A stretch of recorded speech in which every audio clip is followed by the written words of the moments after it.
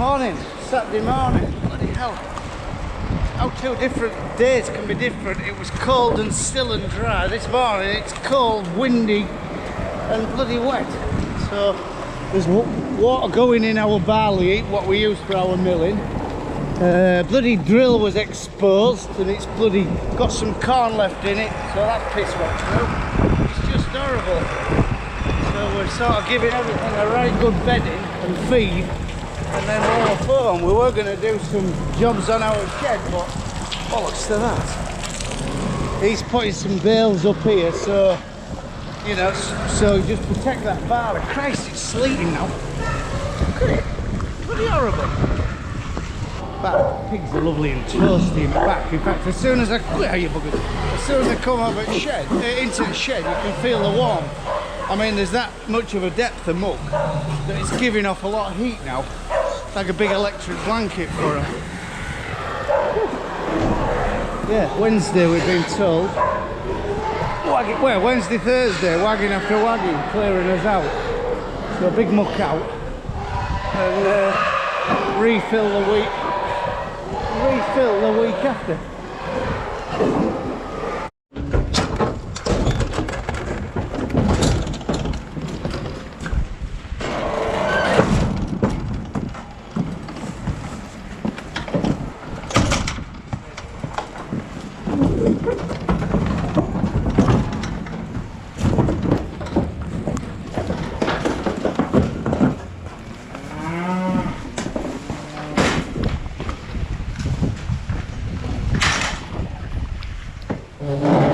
Watching, but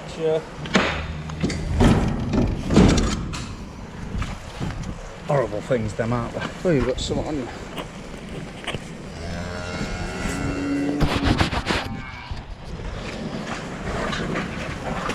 Do you want to do them now? What? No, let's go get them calves.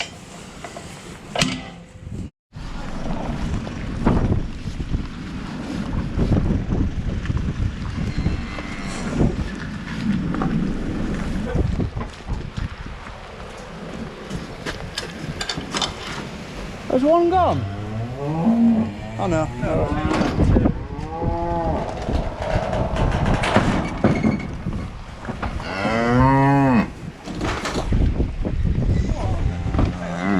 They're looking for their calves. So they'll be happy in a minute. You bloody thing.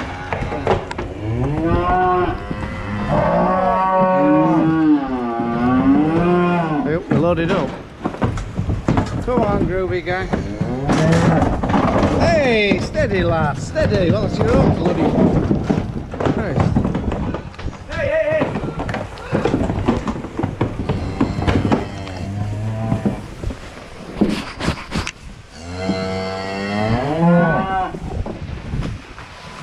We think we're going to let Bully Boy in with our lot and just let him, and then we only have to feed one hole. Job will be fine. Hopefully these three are in calf. They don't look like it. To be honest, they've got poor all of a sudden. Especially this girl. I injected her yesterday, and she was blowing a bit last night, and I injected it with and it's brought her around. To be honest, I thought this morning it should be done. Right, you pull out way. Go get rid of the trailer, and I'll get a bale of silage.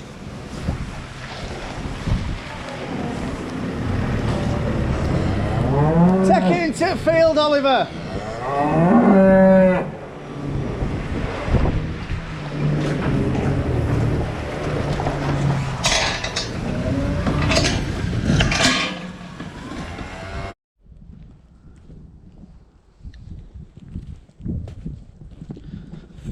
The blackgrass debate sort of opened a very, well, a discussion point anyway. People think what we've done here, running the Apico over, is wrong.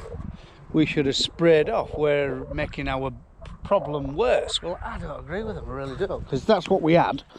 So, and that's what we've gone after another pass with the Apico. So yes, it ain't all dead, but I'm thinking glyphosate will kill that. We'll give it 4 litres of glyphosate in spring before we put our next cash crop in, and have a right good clean up. And what we've done, we've showed more soil, more daylight, and probably possibly scattered a few more seeds to the top to germinate and have another flush, hopefully in a bit of a mild spell in winter. But I've come down this field here. We used to rogue it. We had never had an ounce of blackgrass in this field, and the beck, the last sort of 3-4 years, has come over, and so it's come over our neighbours here, down his grass field, and totally flooded this. There was a couple of days last year where you could hardly see this field. It was just a wash, and now it's just a massive blackgrass issue. So what we're doing, I'm going to come down here, I'm going to start, it ain't in bad order in ours to be fair, but I'm going to just clean it. I'm just going to sort it and make it a little bit better passage. You know, make the water come through a bit easier, because it's just now but silted up at that side. And what I'll do, I'll have a word with him, and he's Paul's organised me next door to do it. I'll have a word with James next door and make sure it's alright, just to put a bit of spoils on his side, and we'll just tidy it up a little bit. It'll take me half a day to do it and just get the job done, you know.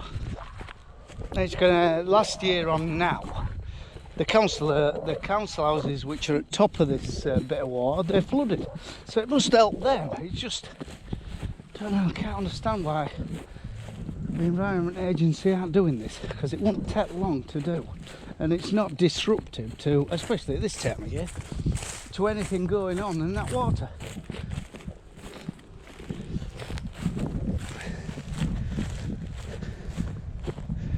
Oh, it's fresh, very fresh. -7 last night it was. You can see how narrow it is, look here. To the left hand side, I mean, Paul's been down here with his edge cutter and tidied it up. To the left hand side, it's just in a terrible state. Just needs a little bit of sorting.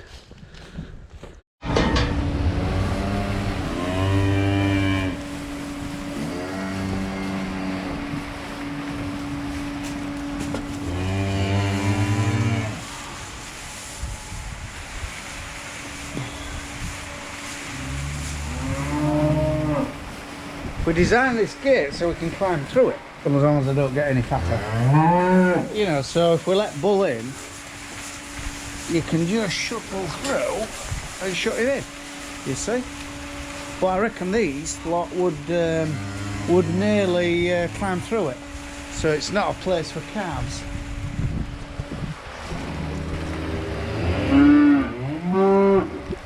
Go on, big lad, get back. Get back, big lad. But we're just going to open it up and give them all a lot.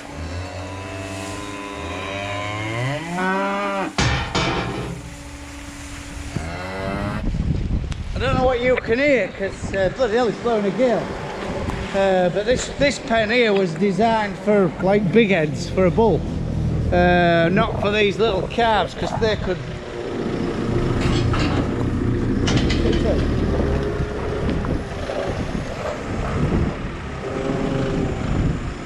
0.2. Yeah, so we're blocking it off because we think these will just walk straight through. Silage will sort of stop them a little bit. Well, if they get out, we'll just put them back in. But this is silage. This is that clover mix we made, and we basically cut it and baled it. And it's beautiful and tested at 15% protein, so these will do really well on it. Yeah, they'll be a lot happier today outside. It's just tomorrow, I reckon it's going to be 14 degrees, so it's going to be from one extreme to the other. So, but it's very airy, this yard, so pneumonia wise they should be fine. Right, on time. This gang what we've brought in is a lot happier now. 2 o'clock Saturday afternoon, everything's fed and watered, and managing to keep out at weather, but it's been a horrible day since 6 o'clock this morning. It's never really let up. It's chucked it down and been blustery and very, very cold, and yeah, not very pleasant working. But anyway, we've finished for Saturday afternoon. So from a wet, I'd just like to say Thank you very much for your support to get through to 10,000 subscribers. Quite an achievement, isn't it? So I can pack in now. Right, from a wet, windy Rufford farm in East Yorkshire. Bye for now.